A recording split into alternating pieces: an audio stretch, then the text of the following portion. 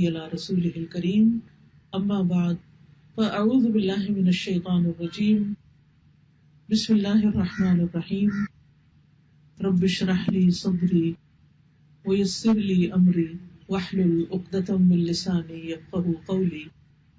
اللہ سبحانہ وتعالیٰ نے ہم انسانوں کو پیدا کیا اور ایک خاص مقصد کے لیے پیدا کیا، اور وہ مقصد یہ تھا کہ ہم میں سے اچھے کام کون کرتا ہے۔ اللہ نے یہ دنیا بنائی اور اللہ نے جنت اور جہنم بھی بنائی۔ اس دنیا میں انسانوں کو بھیجا اور انہیں آزمایا جا رہا ہے، بلکہ ان کی سلیکشن کی جا رہی ہے کہ کون ان میں سے اچھا ہے جسے جنتوں میں بسایا جا سکے، اور ان میں سے کون اچھا نہیں کہ جو اپنی سزا تک پہنچے۔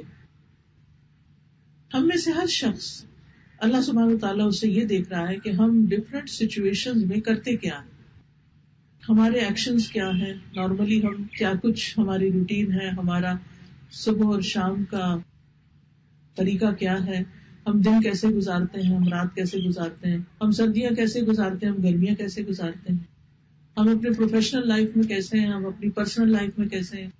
تو یہ ہم سب سے دیکھا جا رہا ہے، اور اس سے کوئی بھی مبرہ نہیں، کوئی عام انسان ہو، کوئی خاص انسان ہو، کوئی جوان ہو، کوئی بوڑھا ہو، سب پر اللہ کی نظر ہے۔ خود بھی اللہ سبحانہ وتعالیٰ خود ہر ایک کو واچ کر رہے ہیں۔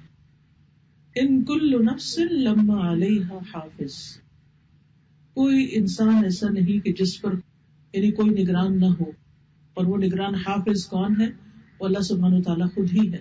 اسی طرح ہر انسان کے ساتھ اس نے 2 فرشتے رکھے ہیں جن کو کرامن کاتبین کہا جاتا ہے، یعنی معزز فرشتے۔ یہ فرشتے جو ہیں یہ انسان کے ہر عمل کو لکھ رہے ہیں، جو کچھ بھی ہم کرتے ہیں وہ سب کا سب لکھا جا رہا ہے، حتیٰ کہ ہمارے منہ سے ایک آہ بھی نکلتی ہے، ہائے بھی نکلتی ہے، وہ بھی لکھ لیتے ہیں۔ چاہے ہم کوئی کام کی بات کریں یا بیکار کی بات کریں، وہ سب لکھا جاتا ہے۔ یہ اتنا زیادہ کیوں دیکھا جا رہا ہے ہمیں، اور ہمارے اعمال کو کیوں لکھا جا رہا ہے؟ کیونکہ ایک یوم الدین ہے، بدلے کا دن ہے، جس میں انسان کو اس کے ان سارے اعمال کا بدلہ دیا جائے گا، اور اس میں سے جو لوگ اچھا کر کے دنیا سے جائیں گے وہ اس کی اچھی جزا پائیں گے، اور جو لوگ اچھا نہیں کریں گے وہ اس کے مطابق عمل پائیں گے۔ اور جس کے ساتھ اللہ جو چاہے گا معاملہ کرے گا۔ ہمیں انسانوں کے بارے میں ججمنٹل نہیں ہونا، کیونکہ یہ ہمارا کام نہیں، یہ تو اللہ کا کام ہے جو زیادہ جانتا ہے، جو ہمارے ظاہر کو بھی جانتا ہے اور ہمارے باطن کو بھی جانتا ہے، سامنے کو بھی، اور جو ہمارے دلوں کے اندر خیالات ہیں اللہ تعالیٰ ان کو بھی جانتا ہے۔ لہذا بہت ضروری ہے کہ ہم سب لوگوں کی بجائے اپنا اپنا محاسبہ کریں، اپنے بارے میں فکر کریں۔ قرآن مجید میں سورۃ الحشر میں آتا ہے، اللہ تعالیٰ فرماتے ہیں وَلْتَنظُرْ نَفْسٌ مَا قَدَّمَتْ لِغَدٍ، اور چاہیے کہ انسان دیکھے کہ اس نے کل کے لیے کیا کیا ہے۔ ہر انسان اپنی کل کی فکر کرے، اپنے اعمال کی فکر کرے، دوسروں کے پیچھے پڑنا چھوڑ دے۔ تو بہرحال ہمارے چونکہ اعمال دیکھے جا رہے ہیں تو ہمیں سوچ سمجھ کے پھونک پھونک کے قدم رکھنے ہیں اس دنیا میں۔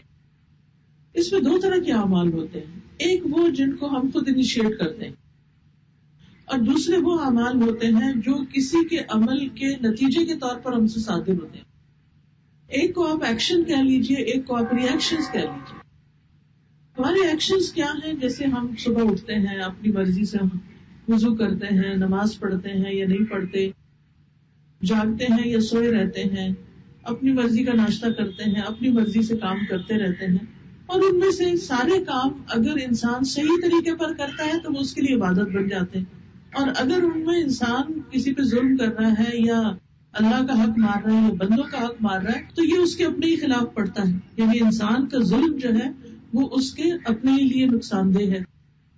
بہرحال اس میں تو بہت سے لوگ کامیاب ہو بھی جاتے ہیں کہ نیت اچھی، طریقہ اچھا، کام اچھا، ویل اینڈ گڈ، لیکن اصل امتحان وہاں شروع ہوتا ہے جہاں ہم لوگوں کے کسی ایکشن پر ری ایکشن کرتے ہیں، جب ہماری مرضی کے خلاف کوئی چیز ہوتی، جب ہمارا بچہ ہماری بات نہیں سنتا، جب شوہر بلا وجہ تنقید کر دیتے ہیں، جب دوست ہم سے بدگمان ہو جاتے ہیں، جب ہمیں کوئی کچھ کرتے ہوئے بلا وجہ روک ٹوک کرنے لگتا ہے، کوئی ہم پر کرٹیسزم شروع کر دیتا ہے، اس وقت ہم کیا کرتے ہیں، اس سے کھل کر سامنے آتا ہے کہ ہم ہیں کیا.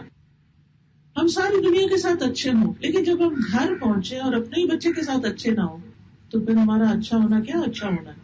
نبی صلی اللہ علیہ وسلم نے اچھے اخلاق کی تعریف کیا کی ہے، خیرکم خیرکم لأہلہ وانا خیرکم لأہلی. تم میں سب سے اچھا وہ ہے جو اپنے گھر والوں کے لیے اچھا ہے، اور میں تم میں سب سے زیادہ اپنے گھر والوں کے لیے اچھا ہوں. انسان ساری دنیا سے خوش مزاجی سے بات کرے، اپنی بیوی کے ساتھ اگر خوش مزاج نہیں تو اللہ کی نگاہ میں وہ خوش مزاج نہیں. اسی طرح ہم بھی اگر ہر ایک کے ساتھ اچھے ہیں لیکن شوہر کے ساتھ ہر وقت موڈ ہی آف رکھتے ہیں اور چھوٹی چھوٹی باتوں کے اوپر بہت زیادہ ریئیکٹ کر جاتے ہیں جو کہ بعض اوقات ناحق بھی ہو سکتا ہے، تو وہ ہمارے ہی خلاف جائے گا. اس لیے بہت ضروری ہے کہ ہم جہاں نمبر 1 اپنے ایکشنز کو درست کریں، وہاں جیسے ایکشنز میں کیا ہے، اللہ کے ساتھ معاملے میں اپنی نمازیں درست کریں، اپنا قرآن کا پڑھنا درست کریں، اپنے حج عمرہ زکوٰۃ وغیرہ جو بھی نیکی کے کام ہے، صدقات خیرات، بندوں کے ساتھ خدمت وغیرہ اللہ کی خاطر جو ہم کرتے ہیں ان کا ساتھ طریقہ ہمارا درست ہو، سب کچھ اللہ ہی کی خاطر کریں. وہاں دوسری طرف بندوں کے ساتھ معاملہ کرتے ہوئے جو اصل سلوک کرنا ہے. اور پھر زیادہ اہم بات جو ہے وہ یہ کہ ہم اپنے ریئیکشنز کو کنٹرول کریں. اب اس میں آپ دیکھیے کہ بعض اوقات صبر کا پیمانہ لبریز ہو جاتا ہے. ہم دنوں ایک بندے کے ساتھ اچھا کرتے رہتے ہیں، پھر اس سے کوئی ایسی غلطی ہوتی ہے تو ہم کہتے ہیں بس اب میری بس ہے. صبر کرتے رہتے ہیں، پھر ایک دم آ کے کہتے ہیں اب صبر نہیں ہوتا، ہم کب تک صبر کریں. پھر اسی طرح ہم اللہ سے پر امید رہتے ہیں، ہمیں کچھ ملتا رہے تو ہم خوش رہتے ہیں، اگر ہمارے راستے میں کوئی رکاوٹ آ جائے تو ہم اللہ سے بھی ناراض ہونے سے باز نہیں آتے. حالانکہ ہمیں پتا ہے کہ لا ملجا ولا، یعنی کہ کوئی ملجا و ماوا ہے ہی نہیں سوائے اللہ کے. اس سے بھاگ کے ہم جائیں گے کہاں؟ کون ہمیں پناہ دے سکتا ہے؟ نہ زمین دے گی نہ آسمان دے گا، کوئی بھی ہمیں نہیں چھڑا سکتا. جانا تو ہم نے اسی کی طرف ہے.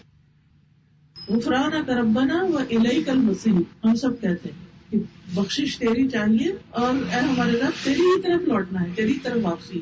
تو ہماری واپسی، ہمارا جانا وہ اللہ سبحانہ وتعالیٰ کی طرف ہے. تو اس لیے اس کے ساتھ معاملہ کا درست ہونا جو ہے یہ بہت ہی ضروری ہے اور ہماری ریکوائرمنٹ ہے کامیابی کے لیے. لیکن پھر ان مشکلات کا کیا کریں جو ہمارے راستے میں پیش آتی ہیں. اور بعض مشکلات تو ایسی ہوتی ہیں کہ جن سے جان چھڑانا محال ہوتا ہے. بعض غم ایسے ہوتے ہیں کہ جن سے ہمیں نجات ہی نہیں ملتی، جس کی وجہ سے ہم کئی خرابیاں کر جاتے ہیں. ہم اپنے غم اور دکھ اور پریشانی کے بوجھ تلے اس طرح دب جاتے ہیں کہ ہمیں سمجھ نہیں آتی کہ ہم کریں تو کیا کریں. اس لیے وہ ایکشن جو ہم خود انیشیٹ کرتے ہیں یا وہ ری ایکشن جو دوسروں کے رویے کے جواب میں ہم کرتے ہیں، ان سب کے لیے ضروری ہے کہ ہم اپنے طرز عمل پر غور کریں. آج میں چند ایک دعائیں آپ کو بتاؤں گی کہ جس سے انسان اپنی پریشانیوں اور اپنے مسائل پہ قابو پا سکتا ہے. اس کے بعد انشاءاللہ اگر آپ کو کوئی سوال ہوگا تو اس کے جواب میں کچھ چیزیں ہو سکتی ہیں. مصر کے ایک بہت بڑے اسکالر ہیں جنہوں نے قرآن کی تفسیر بھی کی ہے، ان کا نام ہے محمد متولی شعراوی. شاید آپ میں سے کسی نے شیخ شعراوی کا نام سنا ہو. بہت مشہور اسکالر ہیں اور قرآن پاک چونکہ عرصے سے پڑھا رہے ہیں اس لیے بعض اوقات بڑے کام کے نقطے بتاتے ہیں. وہ کہتے ہیں کہ مجھے 4 طرح کے لوگوں پر تعجب ہے جو 4 مسائل کے حل سے غافل ہیں. یعنی وہ مسئلے کا شکار ہیں، اللہ نے مسئلے کا حل بتا دیا ہے لیکن انہیں نہیں پتا کہ حل کیا ہے، یا اگر پتا ہے تو وہ اس حل کو اختیار نہیں کرتے.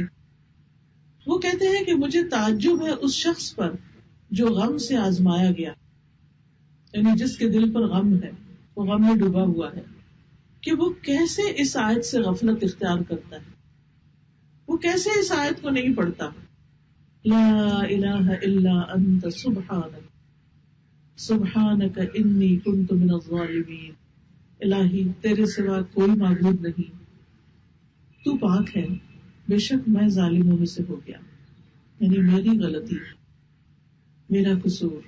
آپ جانتے ہیں کہ یہ آیت پڑھی تھی یا یہ دعا پڑھی تھی یونس علیہ السلام نے جب وہ مچھلی کے پیٹ میں سمندر میں جا پڑے تھے، سمندر کی گہرائیوں میں اندھیروں پر اندھیرے میں ڈوب گئے تھے. آپ دیکھیں تھوڑی دیر کے لیے بھی لائٹ چلی جائے رات کو تو کتنا دل گھبرا جاتا ہے. کہا یہ کہ وہ معلوم نہیں کتنا عرصہ اس کے اندر رہے. جو ہی وہ اس میں پہنچے تو اللہ سبحانہ وتعالیٰ کو انہوں نے پکارا لا الہ الا انت سبحانک انی کنت من الظالمین. تو کہتے ہیں کہ کیا تم نہیں جانتے کہ اس دعا پر اللہ نے انہیں کیا جواب دیا؟ فاستجبنا لہ ونجیناہ من الغم. ہم نے اس کی دعا سن لی اور ہم نے اس کو غم سے نجات دے دیا. وَكَذَلِكَ نُنْجِي الْمُؤْمِنِينَ. اسی طرح ہم مومنوں کو نجات دیں گے. یعنی جو بھی شخص غم میں مبتلا ہوگا اگر وہ اسی کلمے کے ذریعے اللہ کی مدد مانگتا ہے تو ہم اس کی مدد کریں گے, ہم اس کو نجات دیں گے, ہم اسے مشکل سے نکالیں گے. اب سوچئے, یاد کیجئے آپ کی زندگی میں کیا چیز بڑی مشکل بنی ہوئی ہے. کوئی انسان ہے یا مالی مشکلات ہیں یا کسی کی جدائی ہے. بعض اوقات ایسے ہوتا ہے نا جب اس اسٹیج کو پہنچتے ہیں تو بچے بڑے ہو جاتے ہیں یا ان کی شادیاں ہو جاتی ہیں یا پڑھنے باہر بھیج دیتے ہیں اور اس کے بعد مائیں جو ہیں وہ اداس ہی رہتی ہیں, کسی جگہ دل نہیں لگتا, ہر ایک چیز پھیکی پھیکی لگتی ہے. اپنی زندگی بچوں کے پیچھے گھلا ڈالتے ہیں. وہ خوش ہیں تب بھی, وہ خوش نہیں تب بھی, وہ چھوٹے ہیں تب بھی. ماؤں کا تو سب سے بڑا غم اولادی بن جاتا ہے. تو ایسی صورت میں جب یاد آئے, جب دل اداس ہونے لگے, جب پریشانی چھانے لگے, فوراً تسبیح اٹھائے اور اللہ کا ذکر شروع کرے. لا الہ الا انت سبحانک انی کنت من الظالمین کا ورد کرنا شروع کر دیں. اب اس میں آپ دیکھیے کہ بعض اوقات ہم پڑھتے ہیں لیکن خود ساختہ طریقے اختیار کیے ہوئے. کہیں میں نے دیکھا کہ لوگوں نے پانی کے پیالے رکھے اور اس میں تسبیحیں ڈبوئی ہوئی ہوں اور ان پہ پڑھ رہے ہوں. یہ بھی ایک خود ساختہ تکلف کی بات ہے. اس کی کوئی ہمیں نہ طریقہ بتایا گیا اور نہ ہی کچھ کہا گیا, بس صرف یہ جملہ دہرانا ہے اور اسی جذبے اور اسی خشوع اور اسی سنجیدگی اور اسی اخلاص کے ساتھ پڑھنا ہے جس کے ساتھ یونس علیہ السلام نے پڑھا تھا. اور وہ کیا تھا کہ دل کی گہرائیوں سے. آپ دیکھیے کہ جو شخص کسی قید خانے میں ہو, کوئی شخص کہیں کنفائن ہو گیا ہو, کہیں پھنس گیا ہو, کبھی ہو سکتا ہے آپ کسی لفٹ میں چڑھے اور وہاں بجلی چلی گئی اور لفٹ کا دروازہ اندھیرے میں بند ہو گیا ہو. کچھ لوگوں کو ایسا فوبیا بھی ہوتا ہے کہ وہ بند جگہ پہ نہیں جا سکتے, اور کہیں واش روم کی کنڈی کھٹک گئی اور وہ کھل نہ رہی ہو یا دروازہ نہ کھل رہا ہو تو دل کا حال کیا ہوتا ہے. تو یونس علیہ السلام کے تو مچھلی کے پیٹ میں چلے گئے تھے, وہاں تو نہ کنڈی تھی نہ دروازہ تھا, نہ کچھ توڑ سکتے تھے نہ کچھ, اور اگر باہر نکلتے بھی تو کہاں جاتے, سمندر کی گہرائیوں میں بچنے کا کوئی راستہ نہیں تھا. اور یہ سچی سٹوری ہے, سچی بات ہے.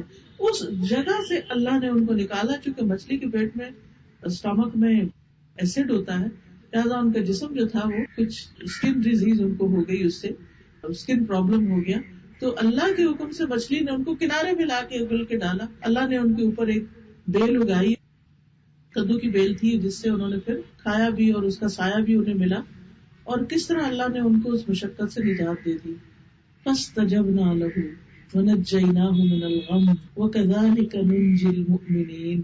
یہ جو جملہ ہے نا, وکذالک ننجی المؤمنین, اسی طرح ہم مومنوں کو, ایمان والوں کو بچا لیا کرتے ہیں, ان کو بھی نجات دیتے ہیں. اس میں خوشخبری ہے ہم سب کے لیے. یاد رکھیے شیطان خوش ہوتا ہے بندے کو غمگین کر کے, کیونکہ وہ دشمن ہے نا. کسی کا بھی دشمن کیا چاہتا ہے کہ جس سے اس کی دشمنی ہے اس کی زندگی میں کوئی خوشی نہ ہو, اس سے حسد کرتا ہے, اس کو تکلیف دیتا ہے, اس کو پریشان رکھتا ہے. شیطان بڑا خوش ہوتا ہے جب مومن غمگین ہوتا ہے.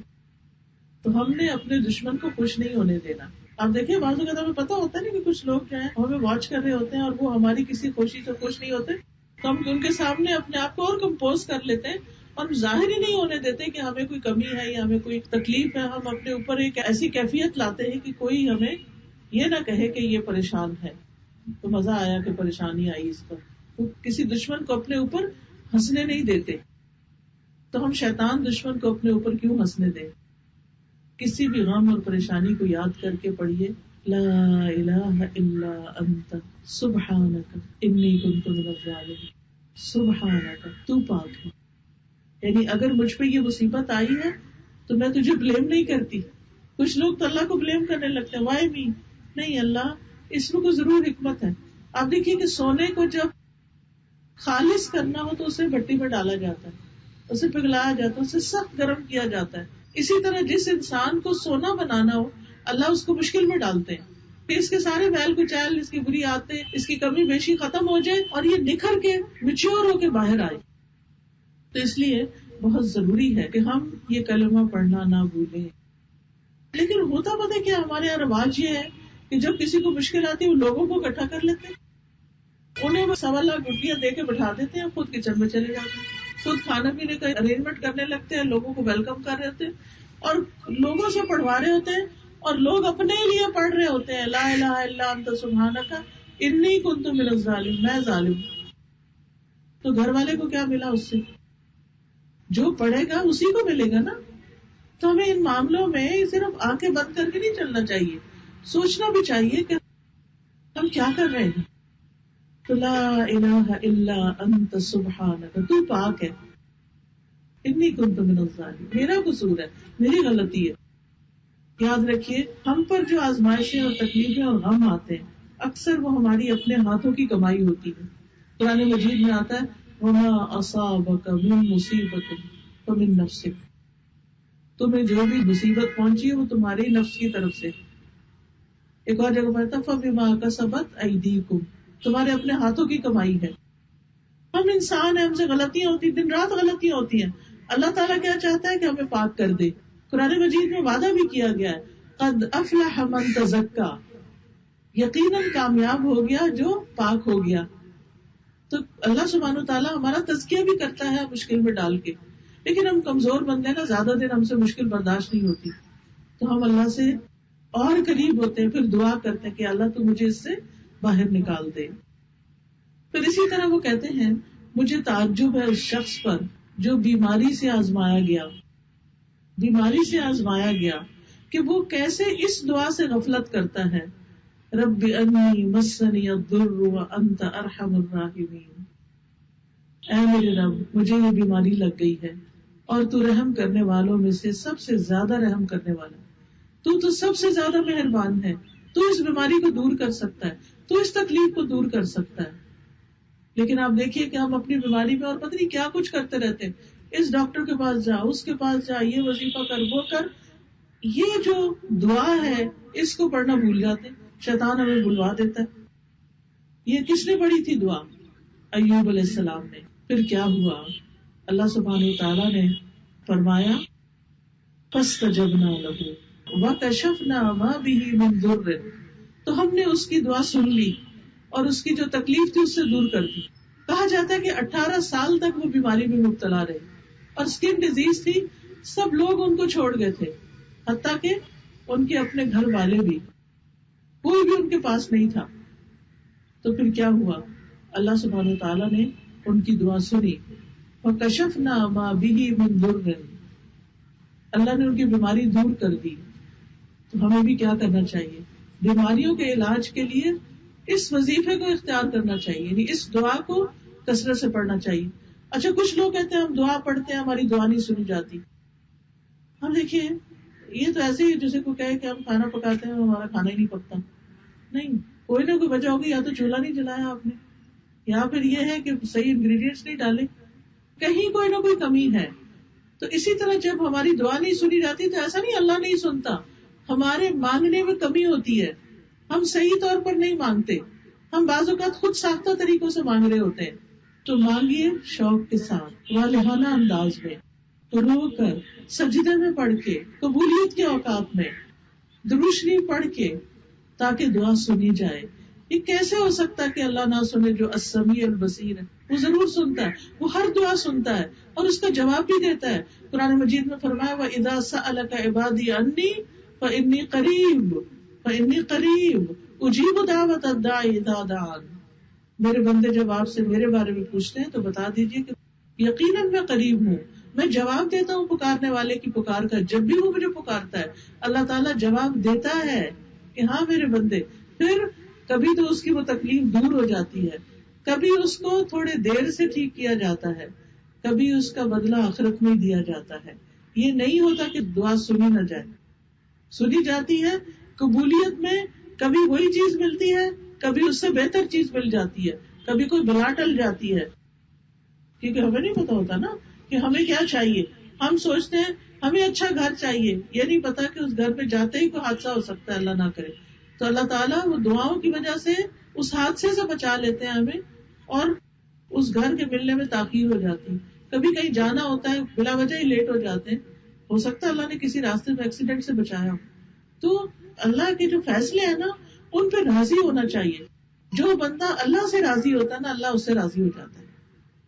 وہ جو دعا نا صبح شام پڑھنا چاہیے، رضیت باللہ ربا وبالاسلام دینا وبمحمد النبی، میں اللہ کے رب ہونے پہ راضی ہو گئی اور محمد صلی اللہ علیہ وسلم کے رسول ہونے پہ اور اسلام کے دین ہونے پہ میں راضی ہو گئی. تو اللہ سے راضی رہنا چاہیے. اور اس سے ناراض ہو کے کس کے پاس جائیں گے؟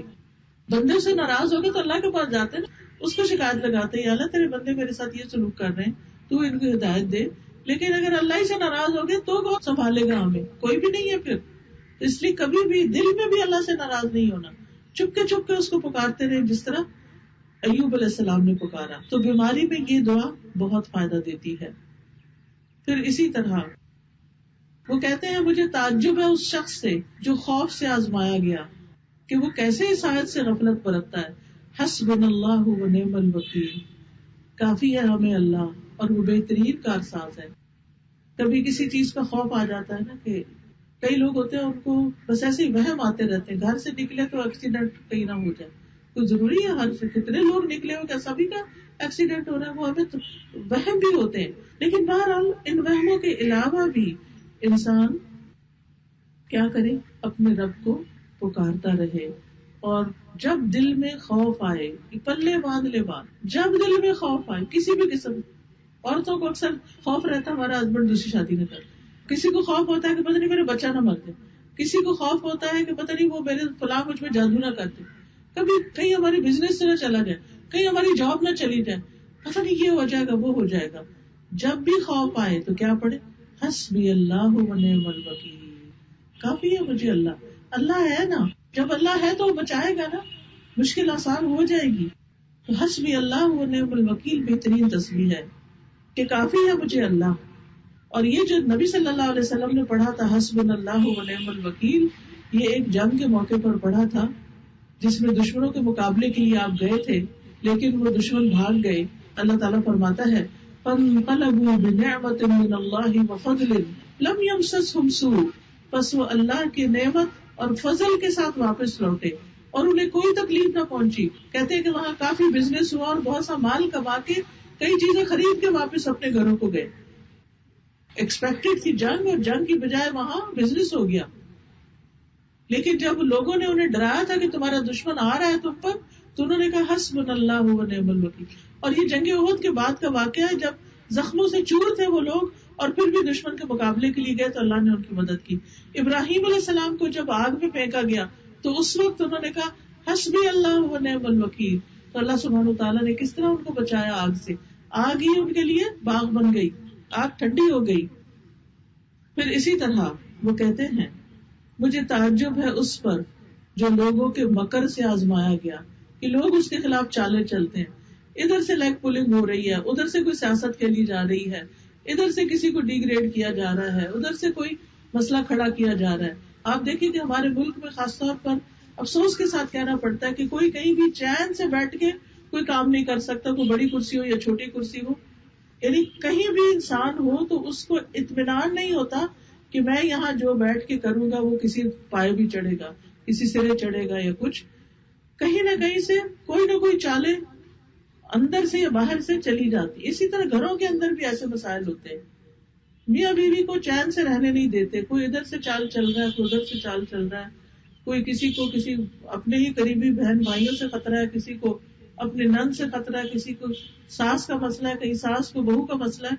تو اس میں عموماً لوگوں کو شکوہ ہوتا ہے کہ ہم ہسبینڈ وائف تو ٹھیک ہے، وہ لوگ فلاں لوگ جب آتے ہیں تو ان کا موڈ خراب ہو جاتا ہے، ہمارے تعلقات خراب ہو جاتے ہیں.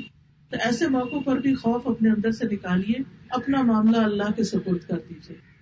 اس میں آپ دیکھیے کہ وَأُفَوِّضُ أَمْرِي إِلَى اللَّهِ إِنَّ اللَّهَ بَصِيرٌ بِالْعِبَادِ.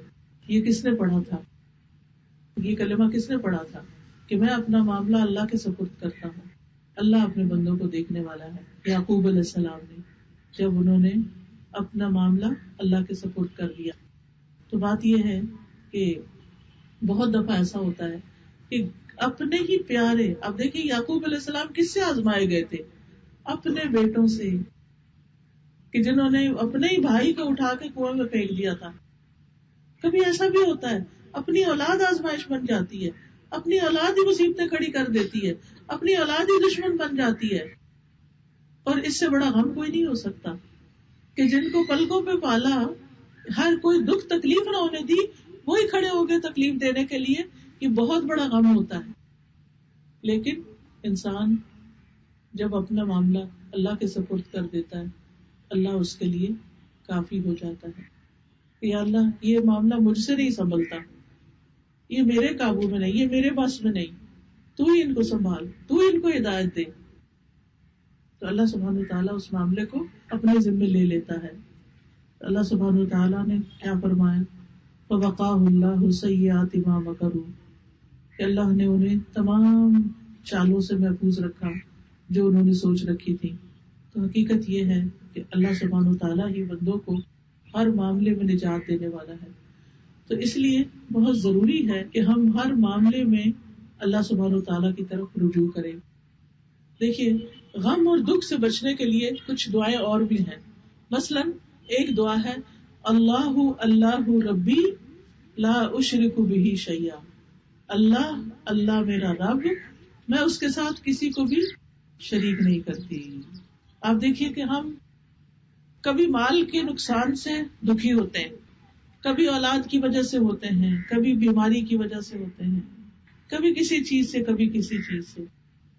اللہ سبحانہ و تعالیٰ جانتا ہے کہ جب اللہ نے بندے کو نا اپنے لیے بنایا ہے، اپنے لیے پیدا کیا ہے. فرمایا وما خلقت الجن والانس الا لیعبدون، کہ میں نے جن و انس کو اپنی عبادت کے لیے پیدا کیا.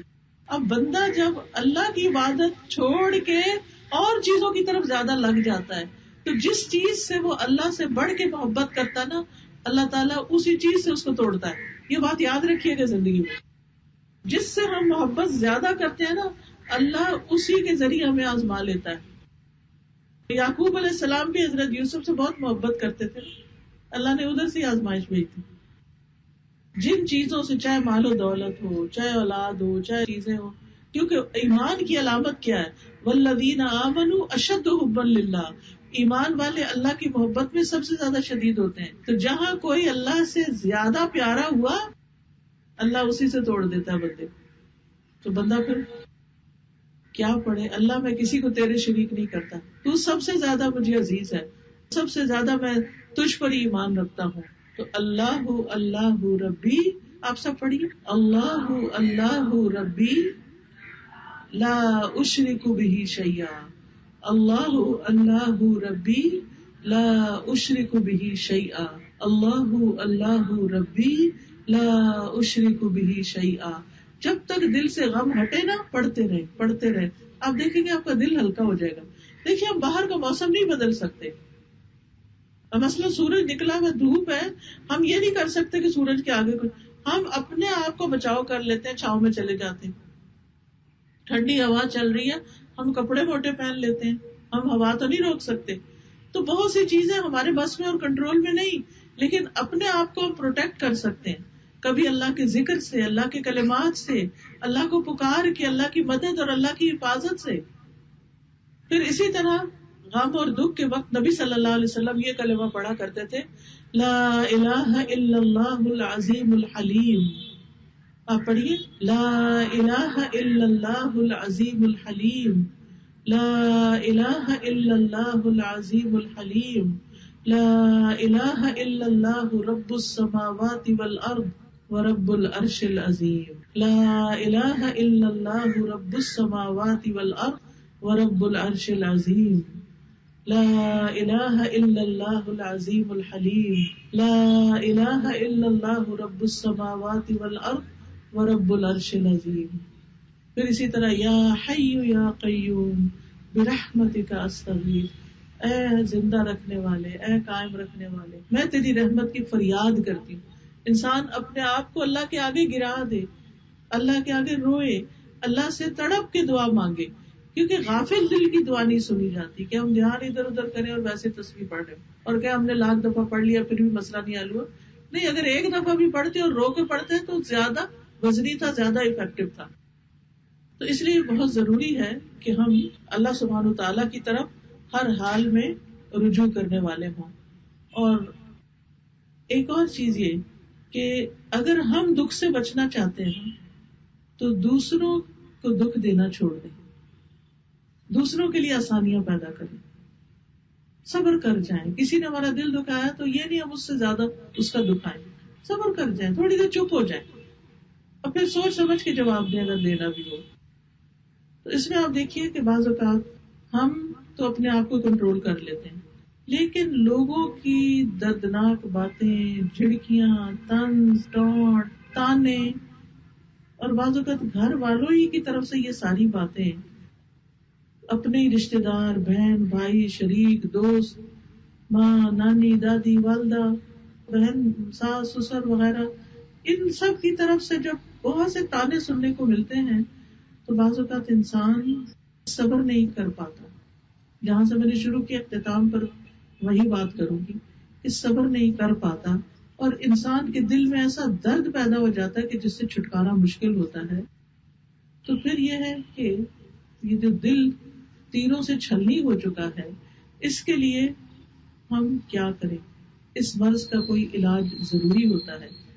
اور پھر آپ دیکھیے کہ بعض اوقات صرف روحانی مرض نہیں رہتا, وہ جسمانی بھی بن جاتا ہے. ہمارے اعصاب بھی متاثر ہوتے ہیں, ہماری عقل بھی متاثر ہوتی ہے, اور جب لوگ اس طرح کی باتیں کرتے ہیں تو ان کے پیچھے ان کی بری نیتیں, مکر, فریب, چال, حسد, بغض, دشمنی, کئی چیزیں ہوتی ہیں. تو یاد رکھیے کہ اس کا بھی حل ہے, اور یہ جو کلمات میں نے آپ کو بتائے ہیں اس کے علاوہ قرآن مجید میں تسبیح کا ذکر ہے سورۃ الحجر میں. وَلَقَدْ نَعْلَمُ أَنَّكَ يَضِيقُ صَدْرُكَ بِمَا يَقُولُونَ, ہم جانتے ہیں کہ آپ کا سینہ تنگ ہوتا ہے لوگوں کی باتوں سے. یہ باتیں جو لوگ بناتے ہیں آپ کے دل کو تنگ کرتی ہیں, تو آپ اس کا علاج کیا کریں؟ وَلَقَدْ نَعْلَمُ أَنَّكَ يَضِيقُ صَدْرُكَ بِمَا يَقُولُونَ فَسَبِّحْ بِحَمْدِ رَبِّكَ وَكُن مِّنَ السَّاجِدِينَ. تو آپ اس کے جواب میں کیا کیجیے؟ تسبیح کیجیے اور سجدے کیجیے, سجدہ کرنے والوں میں شامل ہو جائے. نماز آپ کی آنکھوں کی ٹھنڈک بن جائے, نماز سے مدد لے. وَاسْتَعِينُوا بِالصَّبْرِ وَالصَّلَاةِ. تو دل کی تنگی کا علاج تسبیح اور نماز میں بھی ہے, یعنی سبحان اللہ, سبحان اللہ, سبحان اللہ, سبحان اللہ, الحمدللہ, خاص طور پر صبح اور شام کے اوقات میں, یعنی سورج نکلنے سے پہلے, سورج غروب ہونے سے پہلے 100 دفعہ سبحان اللہ و بحمدہ, سبحان اللہ و بحمدہ. انسان کے گناہ اگر سمندروں کی جھاگ برابر ہو تو وہ بھی صاف ہو جاتی. یہ گناہوں کی معافی کا ذریعہ ہے, اور جب گناہ معاف ہو گئے تو ہماری مشکلات بھی حل ہو جائے گی. اور پھر آپ دیکھیے کہ نہ صرف یہ کہ لوگوں کی باتوں سے چھٹکارا ہوگا, بلکہ احتیاطی تدابیر میں سے بھی ہے کہ دل اتنا مضبوط ہو جائے گا کہ کسی کی بات اثر بھی نہیں کرے گی. تو ہمیں دراصل خود کو مضبوط کرنا ہے, لوگ نہیں باز آئیں گے, ہم نے اسٹرانگ بننا ہے. اور کوئی شخص اکیلا اسٹرانگ نہیں ہو سکتا جب تک اس کے ساتھ اللہ کی مدد نہ ہو. تو اللہ کی مدد حاصل کرنی ہے ذکر کے ساتھ, نماز کے ساتھ, صدقہ خیرات کے ساتھ, لوگوں کے ساتھ احسان اور بھلائی کے ساتھ. کر بھلا ہو بھلا, احسن کما احسن اللہ الیک. دوسروں کے ساتھ احسان کرے جیسے اللہ نے آپ کے ساتھ کیا. اللہ کی نعمتوں کو یاد رکھے اور اچھی اچھی باتیں زندگی میں سوچے. اچھے لوگوں کی کمپنی اختیار کرے, ایسے لوگوں کے پاس بیٹھے جن کے پاس بیٹھ کر آپ کا دل اچھا ہوتا ہو, آپ کا دھیان بٹتا ہو. تو انشاءاللہ اللہ سبحانہ تعالیٰ ضرور مدد کرے گا, بس اس کی طرف آنے کی دیر ہے. ایک قدم چل کر آؤ, میں 10 قدم تمہاری طرف آؤں گا. تم چل کر آؤ, میں دوڑ کر آؤں گا. ایسا جواب اور کون دیتا ہے؟ کہ صرف اللہ رب العزت ہی دیتا ہے. لہذا اس کے قریب ہونے کے لیے اس کا ذکر, نماز اور قرآن کا مطالعہ کیجیے, قرآن پڑھیے, قرآن کو سمجھیے. پھر آپ دیکھیں کہ قرآن کیسے آپ کے دل کی بہار بن جاتا ہے. تھوڑا سا ٹائم ضرور. اور اب تو واٹس ایپ وغیرہ اتنی چیزیں ہیں کہ جس سے آپ اگر ایسا گروپ کوئی جوائن کر لیں جس میں ڈیلی آڈیوز شیئر ہوتے ہیں قرآن کے ترجمے, تفسیر کے یا تلاوت کے, تو وہ بھی آپ روزانہ رات لیٹ کے سن لیں, دوپہر کے الولا کے وقت, کسی بھی وقت آپ کھانا پکاتے ہوئے, کہیں بھی کھڑے ہو کے, ڈرائیو کرتے ہوئے, گھر سے آتے جاتے ہوئے, تو آپ دیکھیں گے کہ آپ کا دل آہستہ آہستہ ہلکا ہونا شروع ہو جائے گا, آپ کے بوجھ ہٹنا شروع ہو جائیں گے. کیونکہ اللہ سبحانہ تعالیٰ فرماتے ہیں کہ وہ شفاء لما فی الصدور, سینوں میں جو کچھ ہے اس کے لیے یہ شفا ہے. تو اللہ تعالیٰ قرآن کو ہمارے دلوں کا نور, ہمارے سینوں کی بہار اور ہمارے سینوں کے لیے شفا بنا دے. وآخر دعوانا ان الحمد للہ رب العالمین. اب اگر کوئی سوال کرنا چاہیں تو آپ کر سکتے ہیں. جی آپ پوچھیے. بالغ ہونے پہ.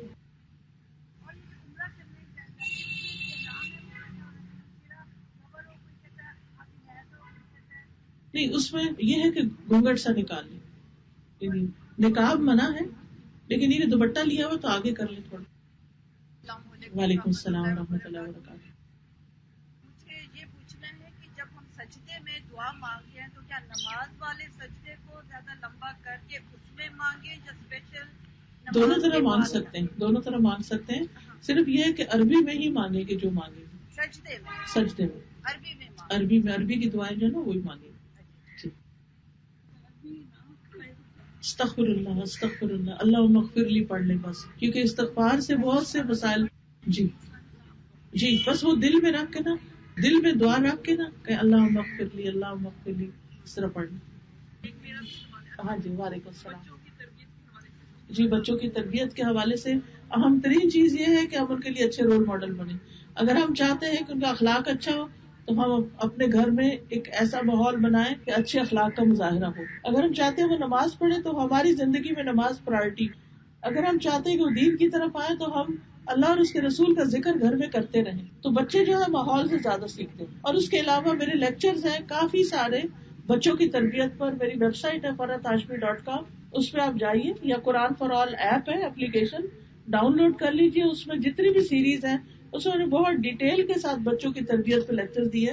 آپ کو انشاءاللہ بہت فائدہ ہوگا. روٹین میں سنتے رہیے, نئی نئی ٹپس آپ کو ملتی رہیں گی. جی فرمائیے. دلوں کی سختی کے لیے موت کو یاد کرنا, یتیم کے سر پہ ہاتھ رکھنا, صدقہ خیرات کرنا. دوسروں کے لیے بھی دعا کریں, یا اللہ فلاں کے دل کو نرم کر دے. میری طرف سے اجازت. سبحانک اللہم و بحمدک اشہد ان لا الہ الا انت استغفرک و اتوب الیک. السلام علیکم و رحمۃ اللہ وبرکاتہ.